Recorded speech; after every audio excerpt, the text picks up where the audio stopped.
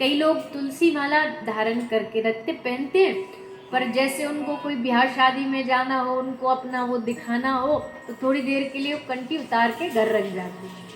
लेकिन नहीं तो हमारा जो गले का जो शो है, उसका जो गले का शो पीस है वो खराब हो जाएगा, फिर आके धारण कर लेते हैं।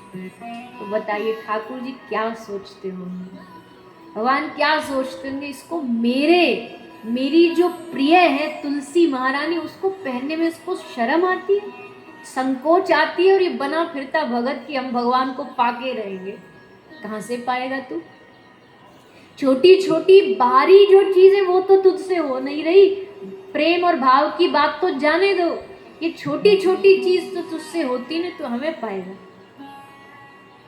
उतार के रख जाते, फिर आके जब अपना फैशन पूरा हो जाता फिर पहन लेते। ऐसा नहीं होता, कभी नहीं ऐसा करना चाहिए। तुलसी गले में एक बार गुरुदेव ने बांध दी ना, ये बंधन है, ये गले का भक्ति का बंधन है, ये बांध दिया तो जब तक श्वास रुकेगी तब तक ये बंधन रहेगा, ये छूट नहीं सकता।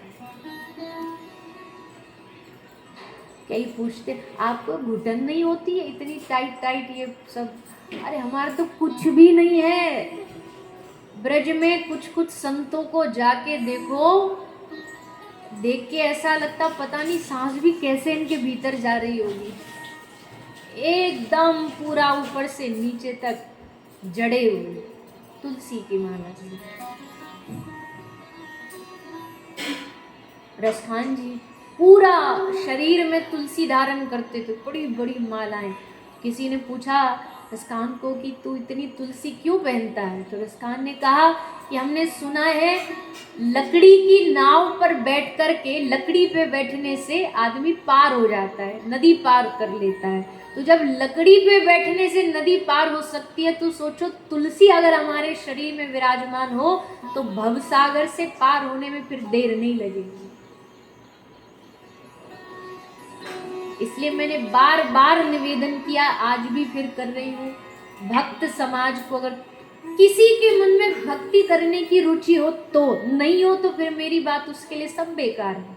पर अगर किसी की भक्ति में रुचि हो कि हमें आगे बढ़ना, तो तुलसी धारण करिए। जरूरी नहीं कि आप 10 प्रकार की या जितना भी हो सके आप गले में तुलसी जरूर धारण करके